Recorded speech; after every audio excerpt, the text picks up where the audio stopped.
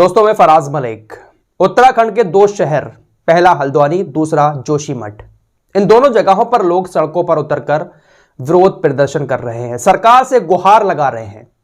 और यहां दोनों शहरों के लोगों की गुहार अपने घर को बचाने की है। हल्द्वानी के लोगों के लिए आज खैर अच्छी खबर आई, जो मैं आपको दोपहर बता चुका हूं। थोड़ा सा और बता देना चाहता हूं। उत्तराखंड हाईकोर्ट ने हल्द्वानी के रेलवे ट्रैक के पास बसी एक कॉलोनी को तोड़ने का आदेश दिया, क्योंकि रेलवे दावा कर रहा था कि ये पूरी कॉलोनी, जहां पर तकरीबन 50,000 लोग रहते हैं, ये कॉलोनी रेलवे की जमीन पर बनी हुई है। जिसके बाद उत्तराखंड हाईकोर्ट ने रेलवे के हक में फैसला सुनाते हुए उस कॉलोनी को तोड़ने का आदेश दिया। नोटिस जारी कर दिया गया प्रशासन की तरफ से और 1 हफ्ते का समय दिया गया। 8 तारीख को इस पूरी कॉलोनी को तोड़ा जाना था, लेकिन मामला सुप्रीम कोर्ट में पहुंचा और सुप्रीम कोर्ट ने आज इस पूरे मामले पर रोक लगा दी। सुप्रीम कोर्ट ने कहा कि 50,000 लोगों को एकदम से बेघर कर देना यह बिल्कुल भी सही नहीं है। इस पूरे मामले पर तुरंत रोक लगाई जाए। सुप्रीम कोर्ट ने कहा एक भी घर अभी ना तोड़ा जाए, कोई बीच का रास्ता निकाला जाए, लोगों को दूसरी जगहों पर पहले बसाया जाए, उसके बाद इन घरों को तोड़ा जाए। सुप्रीम कोर्ट ने इस मामले पर रोक लगा दी। अब वहां के लोगों को थोड़ी सी शांति हुई और लोग अब अपने घरों में हैं। लेकिन आज से पहले महिलाएं, बच्चे, बूढ़े सभी लोग रोड पर निकलकर साइलेंट प्रोटेस्ट कर रहे थे, गिड़गिड़ाते हुए दुआएं कर रहे थे। फिलहाल उनकी दुआ आज कबूल हुई। ऐसा ही कुछ मामला जोशीमठ के अंदर चल रहा है।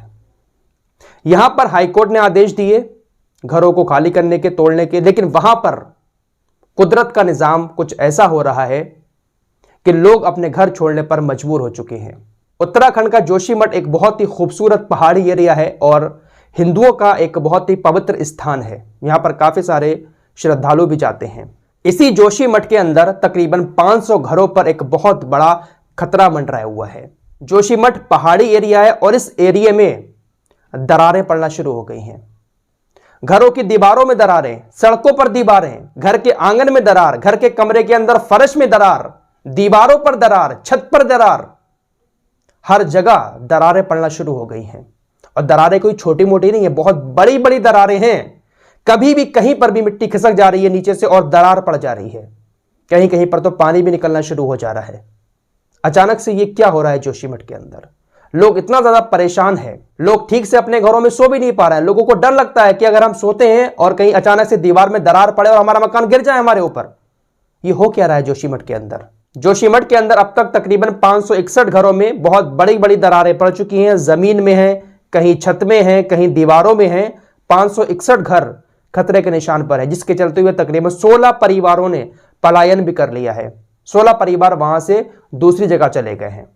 लेकिन सरकार इस पर बिल्कुल भी सुध नहीं ले रही है। अब ये दरारों वाला मामला जब बहुत ज्यादा बढ़ने लगा, लोग बहुत ज्यादा परेशान होने लगे, सरकार से रिक्वेस्ट करते करते थक गए, तो उसके बाद लोगों का गुस्सा फूटा और लोगों ने मशाल लेकर सड़कों पर निकलकर विरोध प्रदर्शन किया। सरकार को चेतावनी दी कि जल्द से जल्द हमारी समस्या का समाधान करें, वरना विरोध प्रदर्शन और ज्यादा बढ़ेगा। लोग परेशान हैं, लोग कह रहे हैं कि हमें यहां से कहीं दूसरी जगह शिफ्ट किया जाए, हमारी समस्या का समाधान किया जाए।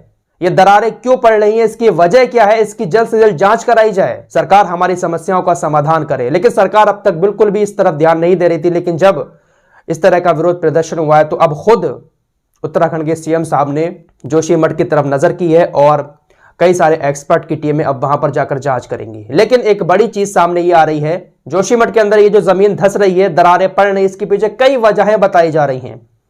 बहुत सारे पेड़ों का यहां पर कटान हुआ है, पहाड़ों को काटकर बहुत सारी चीजें बनाई गई हैं, जिसकी वजह से पहाड़ खोखले हो रहे हैं और इस तरह की चीजें सामने आ रही हैं।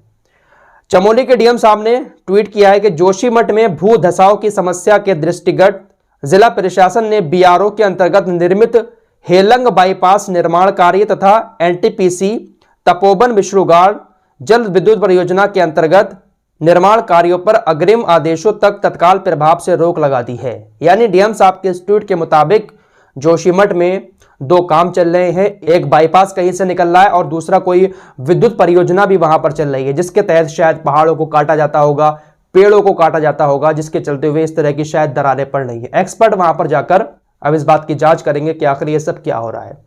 तो लोग अपना घर बचाने में लगे हुए हैं, सरकार से गुहार कर रहे हैं कि हमारे घरों को बचा लो। उत्तराखंड के लोग भी सरकार से गुहार कर रहे हैं और जोशीमठ के लोग भी अब बुरी तरह से परेशान हैं और दहशत में हैं कि हम सोए, दरार पड़ी और हमारा घर हमारे ऊपर न गिर जाए।